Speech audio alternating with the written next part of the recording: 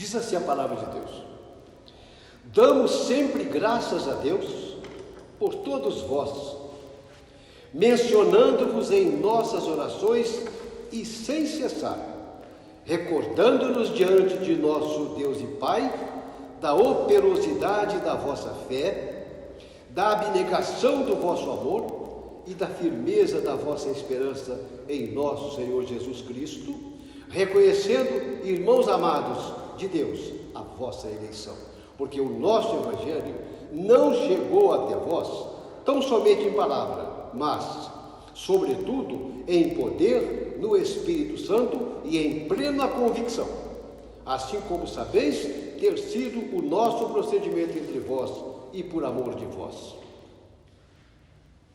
Com efeito, vos tornastes imitadores nossos e do Senhor, tendo recebido a palavra, posto que em meio de muita tribulação, com alegria do Espírito Santo, de sorte que vos tornastes o modelo para todos os crentes da Macedônia e da Acaia. Porque de vós repercutiu a palavra do Senhor, não só na Macedônia e na Acaia, mas também por toda parte se divulgou a vossa fé para com Deus, a tal ponto de não termos necessidade de acrescentar coisa alguma. Pois eles mesmos, no tocante a nós, proclamam que repercussão teve o nosso ingresso no vosso meio, e como deixando os ídolos vos convertestes a Deus, para servir o Deus vivo e verdadeiro, e para aguardardes dos céus o seu Filho, a quem ele ressuscitou dentre os mortos, Jesus, que nos livra da ira vindoura. Oremos. Poderoso Deus, nosso Pai Celestial, somos muito pequenos, Senhor, diante da Tua grandeza e da Tua majestade. Mas aqui nós agora, como Teus filhos e Teus servos, Senhor, estamos diante da Tua santa palavra.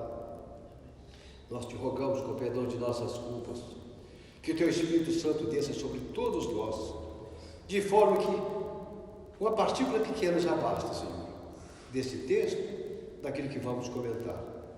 Uma pequena partícula já basta.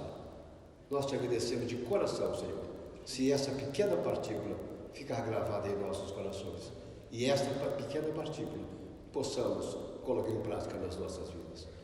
Oramos em nome de Cristo Jesus, nosso Senhor. Amém. Me dá som. Irmãos,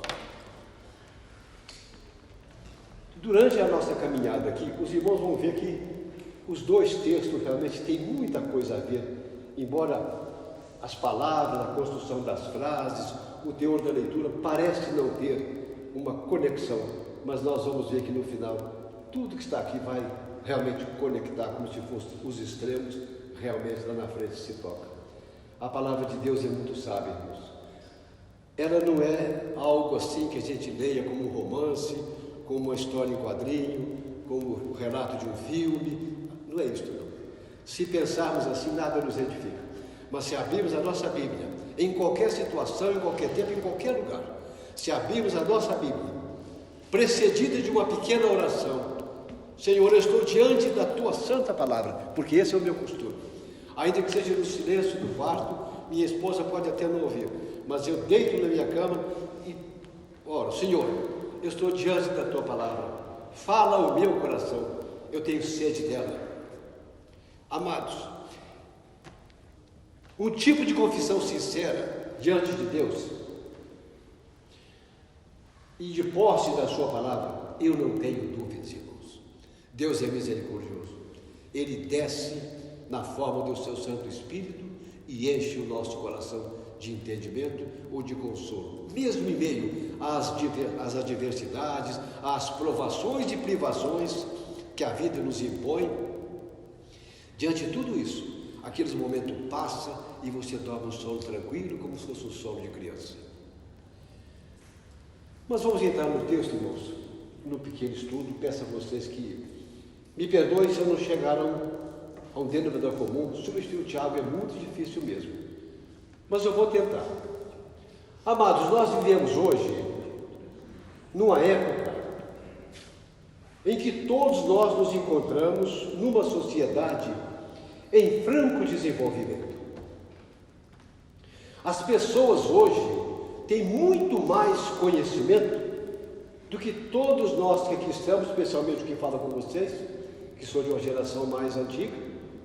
A geração de hoje reúne em sua memória muito mais recursos por causa da tecnologia avançada desses últimos tempos. Não preciso mencionar. Telefone, internet, mídia, tudo. Tudo isso faz com que nossa geração atual absorva muita coisa no seu cérebro, coisa que passou muito distante do meu, na minha época, comparando as gerações. Por essa razão, hoje nós não aceitamos qualquer coisa que a sociedade nos impõe. Nós temos discernimento daquilo que deve e daquilo que não deve. A livre concorrência em todas as situações nos leva a termos diversas opções nos mais diversos segmentos.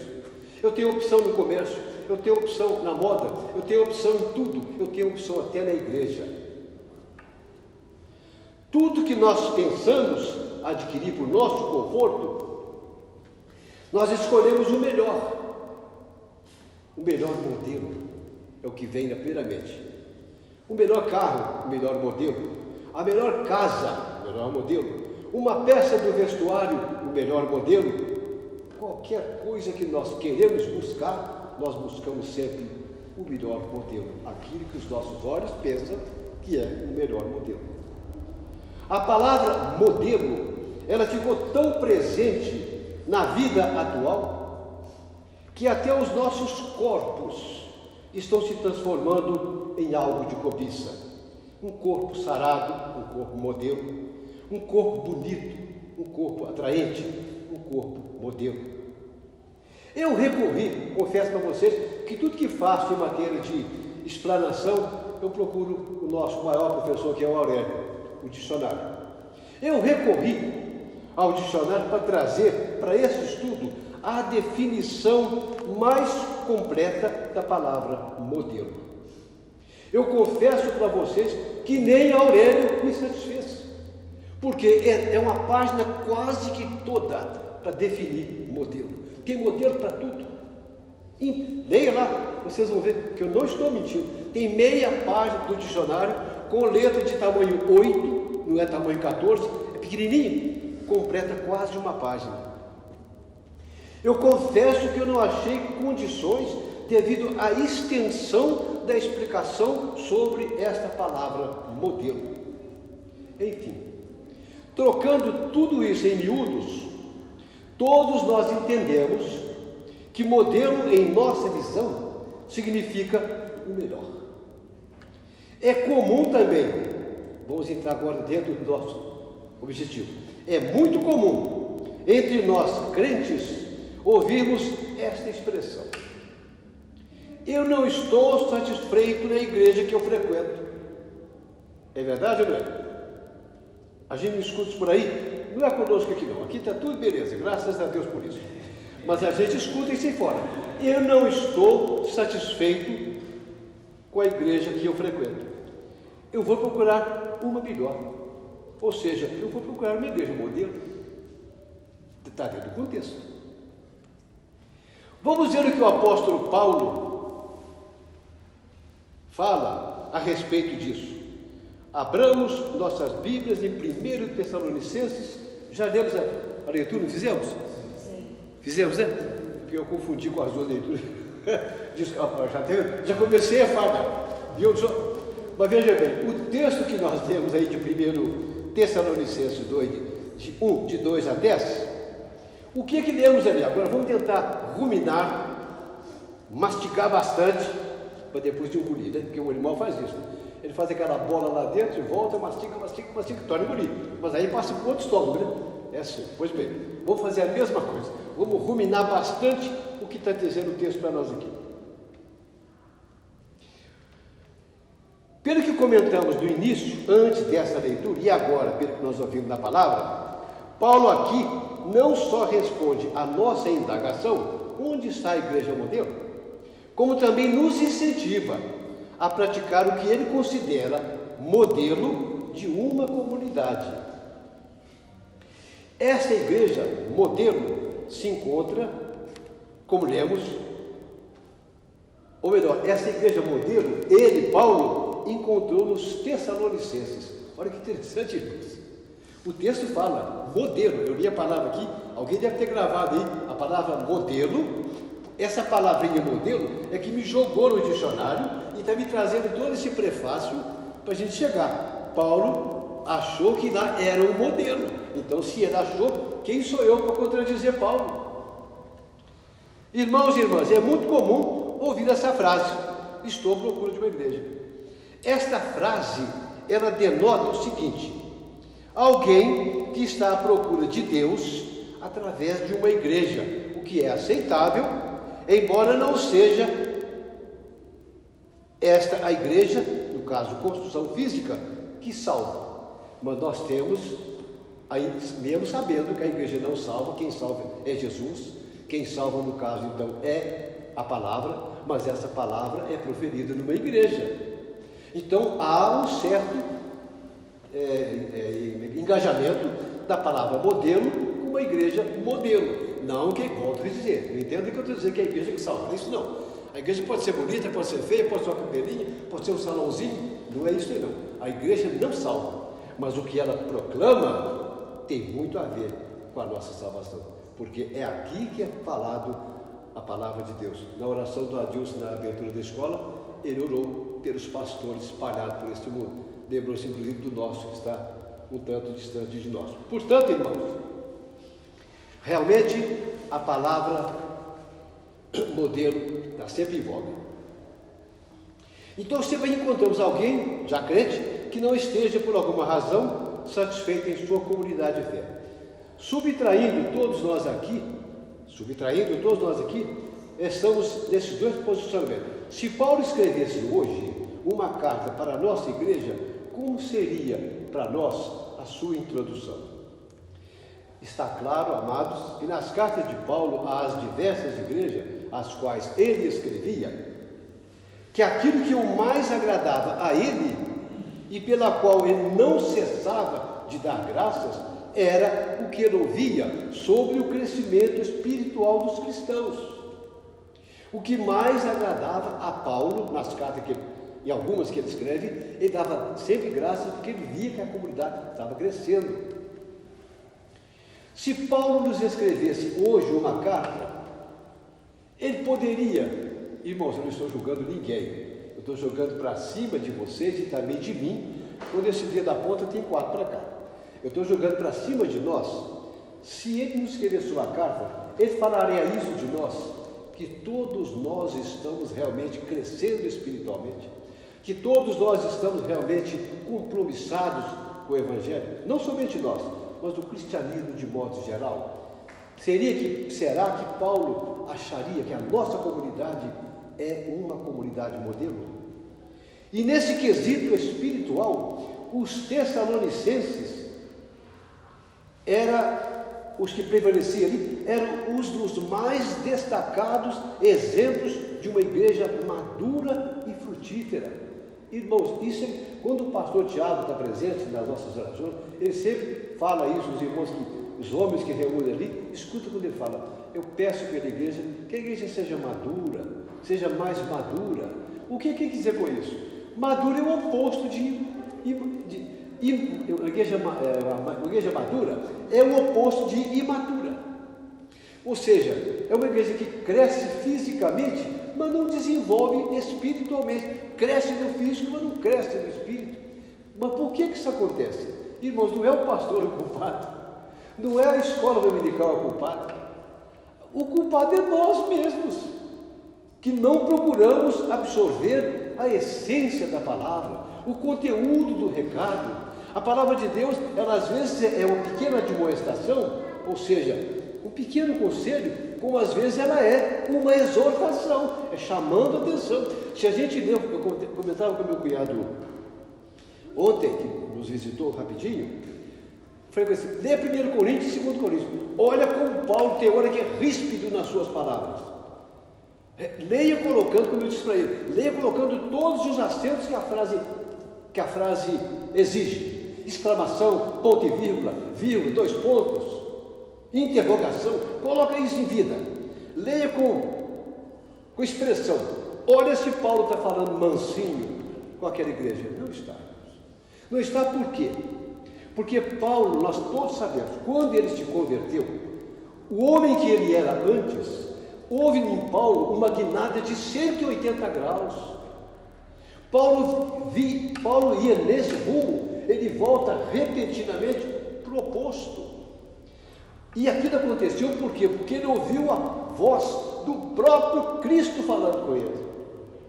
Ele não era contemporâneo de Pedro, era contemporâneo de Pedro, mas ele nunca viu Jesus. Ele era contemporâneo dos apóstolos, mas nunca viu Jesus pessoalmente. Ele veio a ver Jesus naquela queda da sua montaria. Ali ele ouviu aquela voz mais suave: por que você me persegue? Vamos trocar isso em miúdos, não vou colocar isso muito coloquial. Por que você me persegue, Paulo? Que mal que eu te fiz, Paulo? Quem é você? Eu sou Jesus, esse que você está perseguindo. Eu sou Jesus, aquele que colocou na cabeça daquelas crianças, daquele pobre Estevão, daquelas pessoas que você martirizou, que você matou e permitiu a pena de morte para cima deles. Eu sou aquele, Paulo. Irmãos, Paulo não teve outra saída. Ele realmente viu algo extraordinário acontecendo com ele. Ele fica cego. A complementação do poder de Deus é lá perante Ananias, quando aquelas escamas descem. Ele falou: meu Deus, eu estou perseguindo o próprio Deus. Ele, conhecedor da palavra como ele era, porque a gente vê nos estudos de Paulo, nos textos de Paulo, aqueles versículos que aparecem, aquelas letrinhas que aparecem no rodapé de nossa Bíblia, pode notar, está sempre fazendo referência no Velho Testamento. Paulo conhecia o Torá, que era o Antigo Testamento, ou o Primeiro Testamento, porque nós conhecemos o Primeiro e o Segundo, o Novo Testamento. Então ele conhecia o Primeiro Testamento de cor e salteado. Ele via que tudo estava realmente acontecendo, ou teria acontecido, com aquela figura que ele tinha ódio verdadeiro. E nós não vou comentar por esse lado, porque senão nós partimos para um outro caminho. Mas eu estou só enfatizando a conversão de Paulo foi algo extraordinário. Tudo isso é muito importante, irmãos, dentro de uma comunidade. Mas não é bem esse o parâmetro correto para avaliar o amadurecimento de uma igreja. Ou seja, uma igreja cheia de pessoas, uma igreja que canta bonito, uma igreja que prega bonito. Não é bem por aí, não. A resposta mais correta é o estudo da palavra de Deus, o testemunho da palavra de Deus, a vivência da palavra de Deus. Paulo resume isso no primeiro capítulo da carta que tiramos do texto base. Por quê? Se eu leio a palavra aqui, comento a palavra aqui, mas em casa eu não sou nada disso que faço, se no trabalho eu não sou nada disso que eu falo, se na comunidade que eu convivo eu não dou o mínimo testemunho de que sou uma pessoa diferente, irmãos, Paulo está falando isso. Nós temos que ser esse crente aqui dentro da comunidade, mas no lar, na escola, no trabalho, em qualquer setor de atividade, até no trânsito. Eu falo isso por mim, irmãos. Eu tenho um estupendo extraordinário. Como esse trânsito me provoca? E é preciso que eu tenha domínio próprio. Às vezes me falta. Eu conheci um irmão, crente, falecido já, uma pessoa boníssima. Ele falava desse problema dele. Ele falou que ele era do Rio. Ele disse que no Rio, quando ele dirigia perto do Maracanã, eu nem conheço lá direito, ele falou que o trânsito fazia tanta raiva que a camisa dele tremia. A mulher que ficava assim, ele chamava Eduardo: Eduardo, cuidado, Eduardo, para ele não falar besteira. Nós temos que lutar contra essa carne, irmãos. Nós temos que lutar, e só vamos vencer se nós buscarmos o consolo na palavra de Deus. Sem dúvida, amados, foi a firmeza, a maturidade dos crentes daquela igreja que o texto de Paulo nos apresenta, aquela comunidade, como exemplo dos crentes da Macedônia e da Acaia. Vamos trazer para os nossos dias?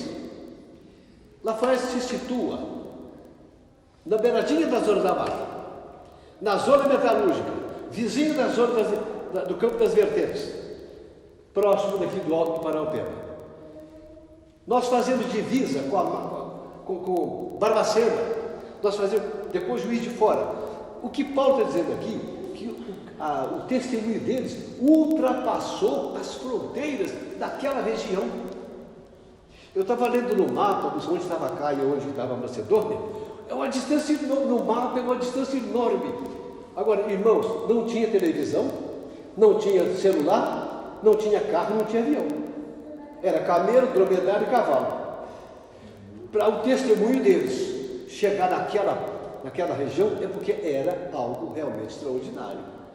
Paulo não colocaria isso como modelo se não fosse realmente uma igreja de fato operosa.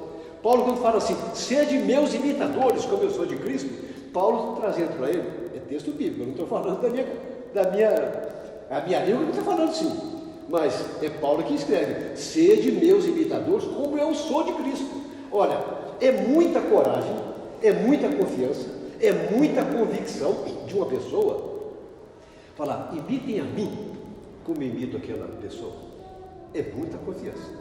Portanto, se ele que fez essa comparação entre ele e Cristo, chama aquela igreja de modelo, ele tinha convicção plena que eles realmente estavam num trabalho muito interessante. Mas, irmãos, depois vocês estudam o segundo capítulo, vocês vão ver como são as coisas. Alguém escreve uma carta para a igreja da Tessalônica dizendo que era Paulo. Eu não falo isso com vocês. Bora para vocês verem lá depois.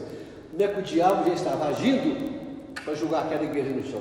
Olha como nós somos alvo. O texto fala, dardos inflamados do maligno são lançados contra nós cotidianamente, diuturnamente, até na nossa casa. Se você está à toa em casa, não tem o que fazer, se você abrir a televisão num canal de indesejado, você vai ver coisas, você vai receber certo inflamado do maligno, de graça. Isso na rua. Isso abrange os dois sexos, irmão. Não está falando só do homem, não. É claro que o homem é muito visado. Mas o ser humano é muito tentado em todas as áreas. Vejamos a primeira virtude que Paulo exaltou naquela igreja. Imaginemos se Paulo hoje nos escrevesse uma carta dizendo algo semelhante. Vejam o que primeiro ele exaltou.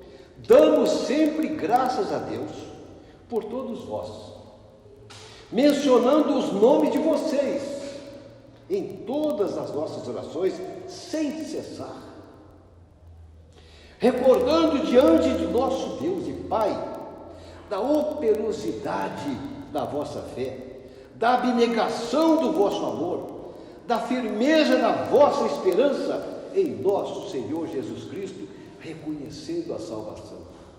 Irmãos, aqui já está um recado para nós que não tem como se mencionar, é difícil até para mim que estou à frente, tentar aqui nesse texto, falar que essa expressão é mais bonita do que aquela, essa é mais vibrante do que aquela, essa tem mais objetivo, não tem como, porque tudo que ele fala aqui realmente é o que nós mais necessitamos.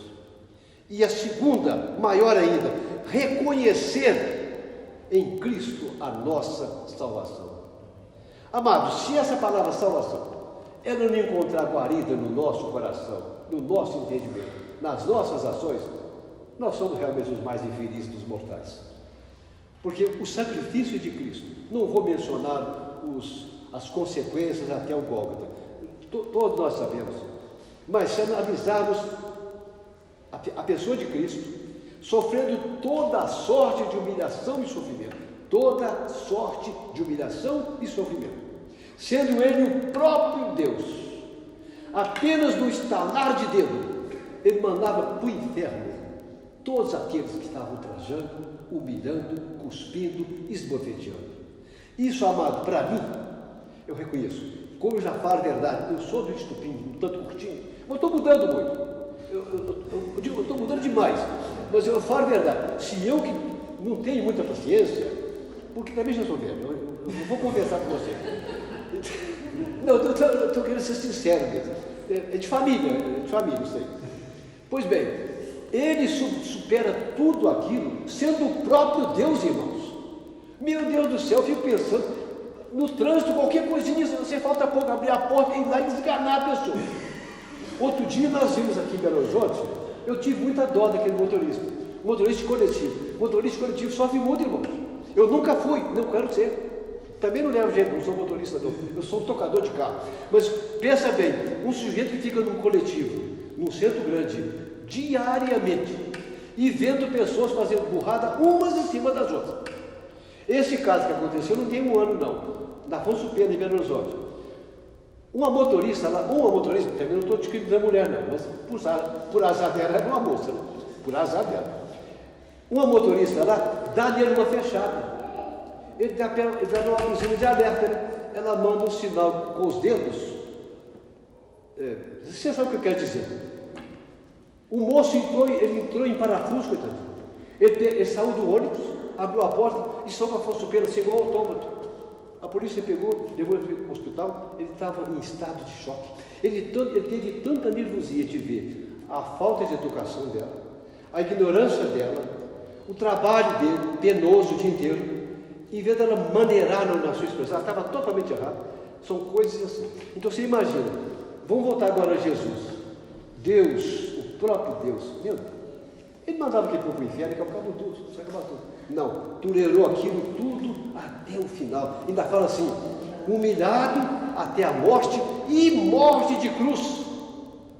Irmãos, até no final é outra humilhação. Ele podia ter sido passado a espada, porque no tempo da Idade Média, como até hoje, não é tanto, mas na Idade Média, ungia-se os reis.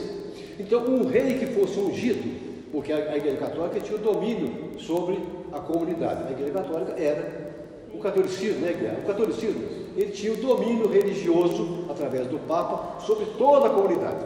O que ele falava aqui, na visão deles, era desligado aqui, era desligado no céu. Então o Papa tinha um poder tremendo. Por essa razão, o rei era ungido. Se o rei caísse numa situação que o Senado fosse julgar aquela pessoa e executá-lo à morte, ele tinha prerrogativas a seu favor. Ele não podia ser decapitado, ele não podia ser enforcado, ele tinha que ser executado ao fio da navalha, porque é mais rápido. Então aquelas espadas, o carrasco dava aquela lenhada, a cabeça caía, o sofrimento era menor. Por essa razão. Então, por ele ser ungido.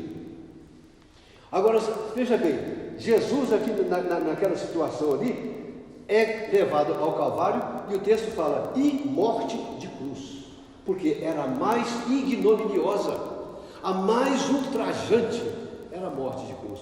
Então deram para o Filho de Deus a pior morte, a pior execução que se tinha nas prerrogativas da lei com relação à pena de morte. Tudo isso ele foi humilhado, no entanto ele foi como um cordeiro até a morte. Por amor de quem? Por amor de nós. Precisa falar mais alguma coisa? Precisa comentar mais alguma coisa a respeito desse prêmio chamado salvação da alma, chamado passaporte para o céu, passaporte para Canaã? Precisa falar mais alguma coisa? Não precisa. Custou muito caro a nossa redenção. Por isso ele é dono de nós. Ele tem autonomia sobre a nossa vida. Agora imagina uma igreja, uma comunidade participando dos cultos, ouvindo a palavra, meditando sobre o texto, sendo exortado, sendo admoestado, sendo aconselhado, sendo esclarecido, e ainda assim não permanecer fiel ao que ouve. Irmãos, é para aborrecer-se. Vamos tirar uma pequena ideia sobre nós aqui. Outro dia, conversando com um dos irmãos aqui, eu estou notando a falta de muitos irmãos. Eu faço estatística toda noite. Vocês já notaram isso? Já cheguei a contar aqui 140 e tantas pessoas. Agora eu estou contando 70, 80, 90. Onde estão os outros? É de se perguntar, irmãos. É maturidade? É imaturidade? É conversão? É descrença? O que está acontecendo? É descompromisso? Fica a pergunta, irmãos. Vamos deixar o julgamento, mas fica a pergunta. Porque não é aceitável, não. Paulo viu naquela igreja uma comunidade que se caracterizava pela fé, pela esperança e no amor. Quer mais prova de amor do que esse que mencionamos agora com relação a Jesus? E a esperança, nós temos essa esperança que vamos, ao passar dessa vida, o passamento nosso dessa para outra, nós vamos nos encontrar com Jesus na Canaã celestial. Nós temos essa esperança. Todos aqui têm essa esperança, porque parece que muitos, não é só que não, parece que muitos em toda a comunidade cristã, vou falar evangélica não, vou englobar. Aí eu vou botar católico, muçulmano, católico, anglicano e toda a comunidade cristã. Será que todos têm essa esperança que o passamento desta vida ele vai ao encontro de Jesus nos ares ou no jardim do Éden? Fica muito difícil, irmão. Julgamento não se deve fazer, mas exortar, admoestar, eu acho que não faz mal a ninguém. Vocês concordam comigo? Porque o que eu falo para mim, irmãos. Eu procuro ser fiel naquilo que posso, e naquilo que acho que estou sendo. Mas eu tenho certeza que todos nós, lá no baú, lá no sótão do nosso entendimento, alguma coisa ainda falta para atingirmos essa perfeição cristã que todos almejamos, que todos nós sonhamos. Por que é que Paulo viu ali o destaque da fé? Porque fé diz respeito, irmãos, à confiança. Confiança. Você confia em sua esposa? Eu inverti os dedos aqui. Mas há uma confiança recíproca entre marido e mulher, quando o lar é abençoado por Deus. Se não tem a bênção de Deus, há desconfiança sim. É ou não é? As novelas mostram isso constantemente. Eu tenho uma verdadeira, desculpa, eu já estou querendo dizer o texto aqui. Eu tenho uma verdadeira antipatia de novela da Globo. Porque as novelas que a Globo joga no ar, e o que mais me preocupa não é o teor da novela. Porque aquele teor da novela, a mim não me afeta em nada. Porque eu tenho a minha mente formada, eu tenho a mente cauterizada. Mas televisão é o maior veículo de formação de ideia, de pensamento. Você usou o termo que eu queria usar. Opinião. Fugiu, tá vendo? Eu fiz a leitura legal, tá vendo que interessante? Eu queria falar opinião, mas quando ele falou, eu fiz a leitura. É o maior veículo de formação de opinião, é a televisão. O jornal vem em seguida, mas o rádio também. Mas a televisão, porque tudo que é visível é mais facilmente gravado. E olha o que as novelas passam. É traição, adultério, palavreado torpe, tudo que é errado. É uma literatura, não. É um teatro, vamos dizer assim, um teatro visível. É uma encenação, melhor dizendo, é uma encenação visível que nós estamos na contramão completamente daquilo. Não, aquela visão não é da nossa visão. Ou nós estamos na contramão, ou eles estão na contramão. Mas um de nós está na contramão. E eles formam muita opinião. Tanto é prova que a moda muda. Olha que interessante. Palavras parecidas. A moda muda de acordo com o que a televisão fala. A moda muda de acordo com o astro. Um jogador de futebol lança aí uma cabeleira qualquer, amanhã está todo mundo assim. Moicano. Irmãos, a primeira vez que eu vi a palavra moicano é os índios da Flórida, os moicanos, lá nos Estados Unidos, na época da conquista do Oeste. Tinha uma raça de selvagens que eram os moicanos, era na Flórida. E eles eram, por natureza, aquele corte de cabelo. Por isso que eram chamados moicanos. Essa moda não tem nada. Desculpa se eu sou discordar de mim. Não tem beleza não, irmãos. Aqui não tem beleza. Eu não sei se eu que não enxergo beleza ali. Porque eu vou falar para vocês a verdade. Quando eu pego um quadro agora sobre terra, eu não enxergo beleza na pintura moderna. Não enxergo. Eu vejo muita gente se badalado com aquilo, mas eu não enxergo. Eu enxergo beleza numa paisagem, num rosto bem pintado. Aí eu vejo que é a pintura antiga. Mas a pintura moderna, aquela Tarsila do Amaral, aquela que foi precursor da arte moderna, ela pintou um quadro que é famoso, custa milhões na Europa. É uma mulher sentada, com a perna mais ou menos assim, um rostinho desse tamanho, muito mal desenhado, um pernão para lá embaixo, um braço grande e um braço pequeno. Gente, a coisa mais mutilada que eu já vi é arte moderna. Eles veem beleza, eu não consigo ver. Então, volto a dizer, Eu não quero perder onde eu estou. Senão a gente, o assunto, ele vai caminhando, né? Eu já está mirando lá. Puxando meu orelha. Irmãos, Paulo, a exemplo dos pregadores de hoje, apresenta Cristo como nosso Salvador. Porém, poucos assimilam verdadeiramente esta mensagem. Paulo viu amor. Amor diz respeito aos relacionamentos moldados segundo Cristo entre os membros do corpo e para com todas as pessoas fora da comunidade. Essa atitude cria unanimidade, unidade e comunhão. Paulo viu amor entre toda a comunidade. Eu vou agilizar.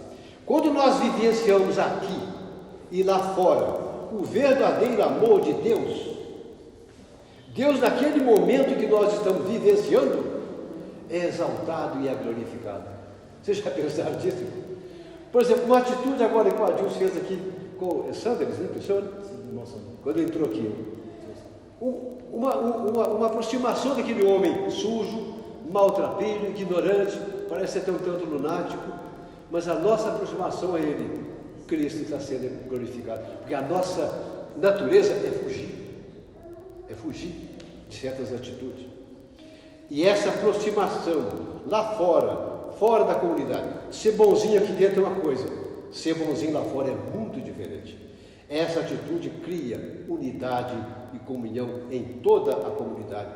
Quando vivenciamos aqui lá fora o verdadeiro amor de Deus, naquele momento, repito, Deus é exaltado e é glorificado. Por quê? A palavra diz, Deus é amor, é o que nos diz a palavra de Deus. Paulo viu esperança. Esperança é estabilidade, firmeza de fé, convicção. Esperança é olhar além daquilo que está presente, olhar para aquele que é Cristo e que virá de novo um dia buscar a sua igreja. Nós temos esperança que Cristo virá buscar a sua igreja. Eu tenho essa esperança, irmão, e oro todo dia para que seja o mais breve possível. Não que eu acho que eu seja merecedor e que aquele outro não seja, mas eu já na idade que eu estou cansado de ver absurdos e mais absurdos, injustiças e mais injustiças, e a impressão que se tem é que a gente acha que a injustiça está prevalecendo e que Deus está perdendo seu poder. Não, é porque os tempos estão se afunilando, a qualquer momento a trombeta vai soar.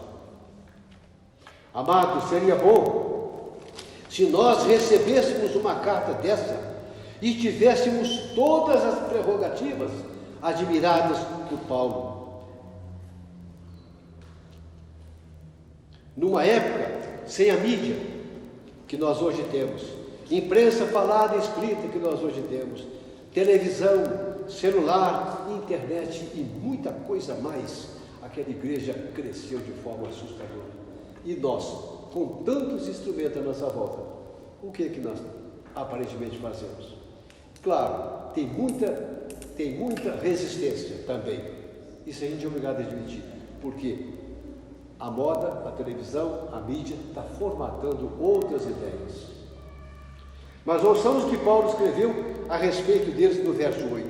Porque de vós repercutiu a palavra do Senhor, não só na Macedônia e na Caia, mas também por toda parte se divulgou a vossa fé para com Deus. Se essas palavras, irmãos, fossem interessadas a nós, seria mais ou menos assim. Porque a respeito de vocês, aí, repercutiu a palavra em Lafayette, mas em Belo Horizonte, mas em Barbacena, mas em Juiz de Fora, em todas as fronteiras do estado. Irmãos, vamos colocar isso como se fosse verdade. Imagina que efeito, que farol teria saído daqui se essa espiritualidade atingisse essa região. Outro dia, eu estava numa igreja, na porta de uma igreja, passou uma pessoa e falou assim,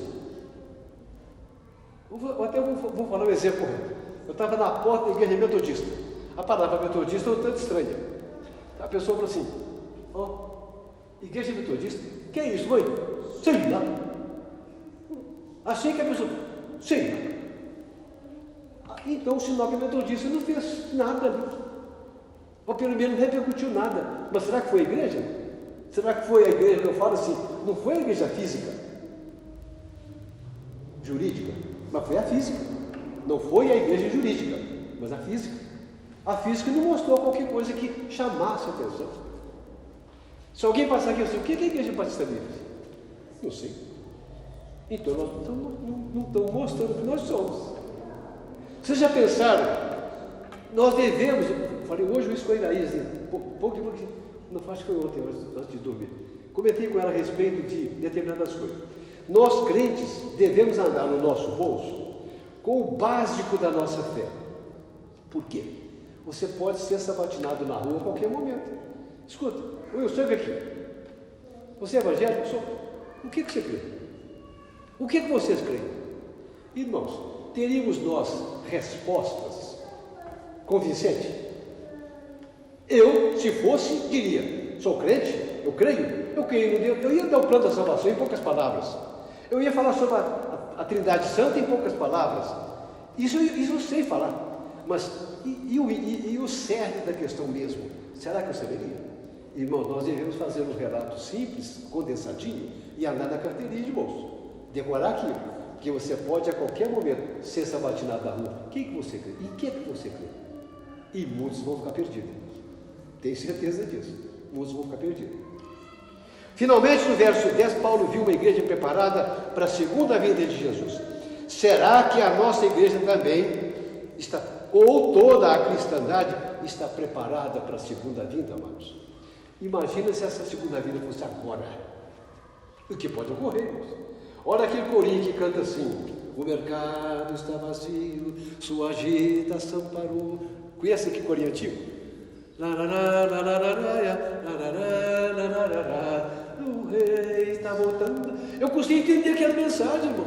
Quando falava assim, um estava no trem, um foi, o outro ficou. Um estava no avião, o aviador foi, o resto é um buraco. Isso vai acontecer. Quando Jesus voltar, vai subir o salvo, o resto fica. E se isso for agora? E se for daqui a um minuto? Estamos preparados, irmãos? Isso significa, irmãos, que nós temos que vigiar. Vigiar o nosso pensamento, vigiar o nosso procedimento, vigiar nossas ações. Nós precisamos nos policiar. Mas é nas horas da aflição e da injustiça que a verdadeira comunidade cristã, a igreja modelo, mostra fé, esperança e amor. Nós estamos no apagar das luzes. Sejamos mais sensatos com aquilo que a palavra de Deus nos diz. O dia do juízo, amados, já foi anunciado. Não é mentira, não é carochinha, o dia do juízo já foi anunciado.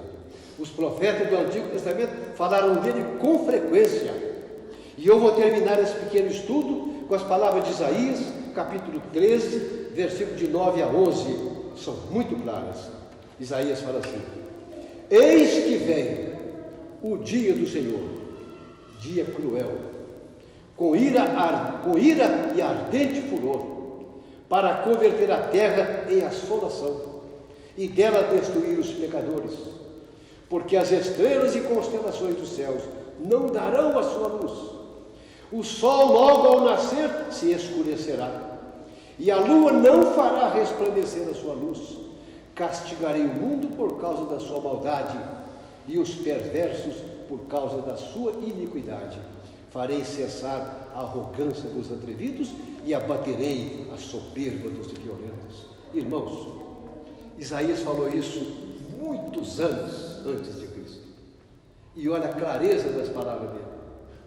Olha a clareza do seu conhecimento.